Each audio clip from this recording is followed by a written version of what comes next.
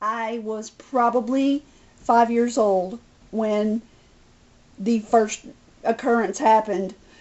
Um, my parents were having a party, and it was just another couple, and they were playing dominoes in the kitchen at the kitchen table.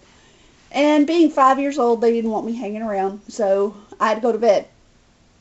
And it was at the time, I had older brothers, didn't have my own bedroom, so I slept on a little cot beside my mother and father's bed. Um, the Mom put me to bed, and I was laying there in this dark room, and I kept hearing talking, and you couldn't hear what they were saying.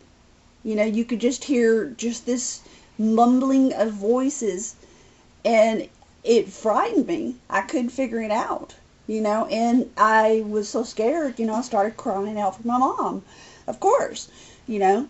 So Mom, she left the table, she come in there and, asked me what's going on. I told her, I keep hearing people talking, I keep hearing people talking, and she's like, Linda, there's no way you could. So she checks out the back window, and she looked out in the backyard to make sure that there wasn't somebody out there partying or whatever. And of course there wasn't. She comes back in, and she's a little stern with me. She said, Linda, see, there's no one out there. You just need to go back to sleep and stop interrupting us.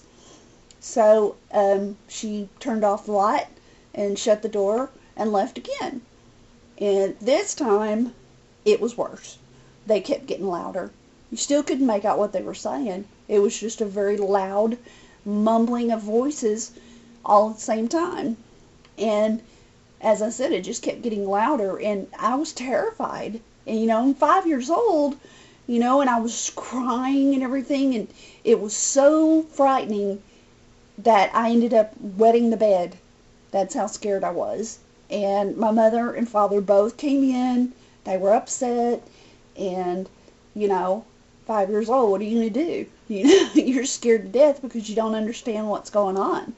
I don't really remember it, but my grandmother and my dad and my mom all told me about it. I was about 1 year old, and about 6 months after my grandfather on my mom's side died. I never actually got to meet him.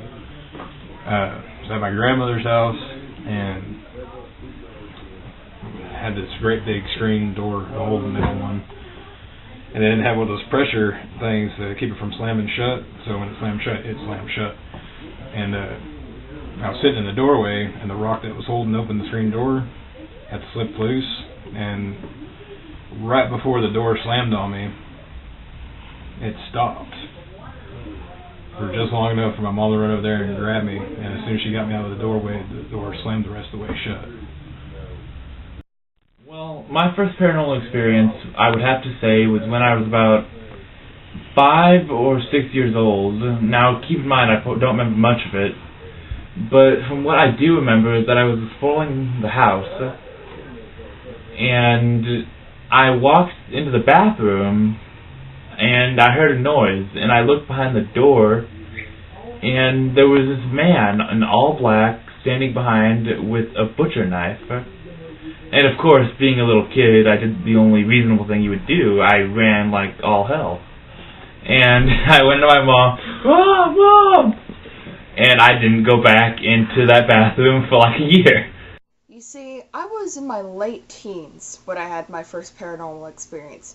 Unlike my brother when he had his at a young age, I had mine later in life. But anyways, we were getting ready for school, and every morning I would wake him up, go into his room, wake him up, and then we'd start the day. Well, this one day was different. So I was fully awake. I was conscious. I knew what I was looking at. I wasn't half asleep or anything. And I was walking into the hallway and into Zach's room, and I saw right over by his bookshelf my grandmother's face.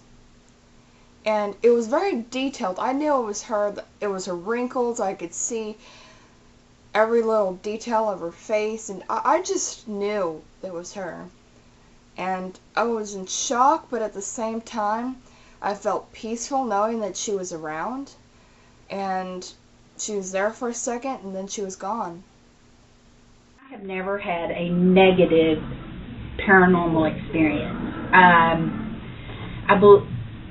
believe spirits just want to, communicate. Not good or bad, most of them just indifferent, just communicate. I do believe there are bad, I do believe there are good, but I've never experienced the bad.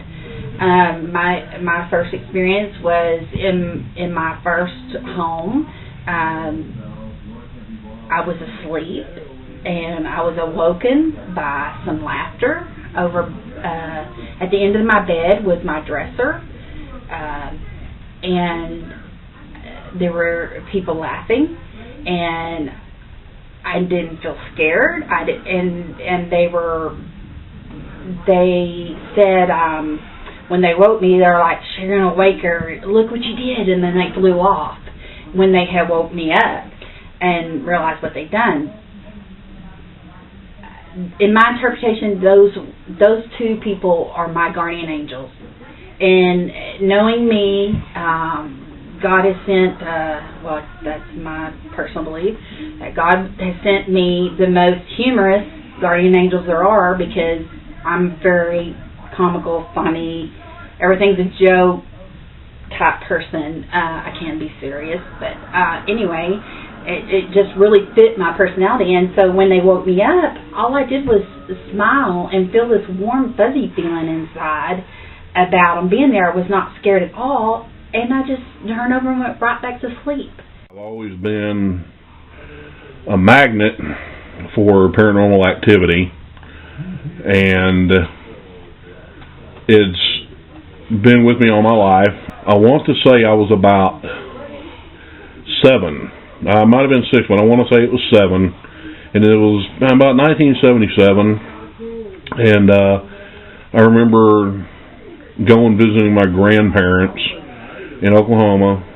So I remember being put to bed in this bedroom. And I remember trying to go to sleep, and I couldn't because I kept hearing a noise.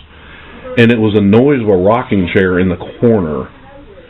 And I remember throwing the covers over my head and trying to hide from it, and it kept getting louder and louder and louder. And all of a sudden, I think I remember just yelling out and crying, and my mother came in there, and she says, "What's wrong?"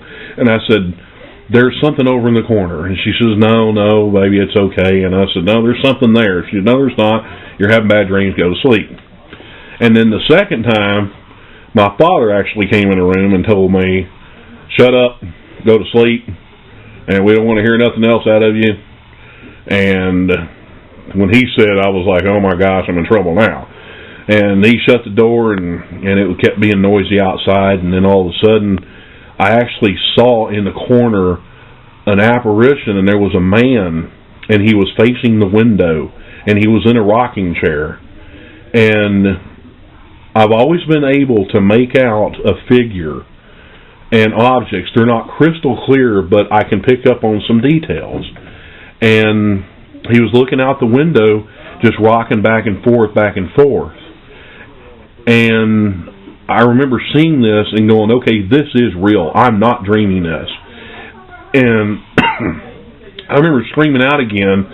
And at this point, one of my aunts came in, and she grabbed me and she took me out of the room, and she was holding me, and she says, "Why would y'all make him sleep in there? You know what I saw in this room." And I found out later that she herself had heard or maybe even seen the same thing. Anyway, she took me back into another bedroom and laid me down in another bed, and I went to sleep. Well, I had found out some years later that before they had purchased his house, that there was a gentleman who had died in that room in a rocking chair, and they found him, I want to say, about 4 or 5 days later. And it just verified to me what I had seen.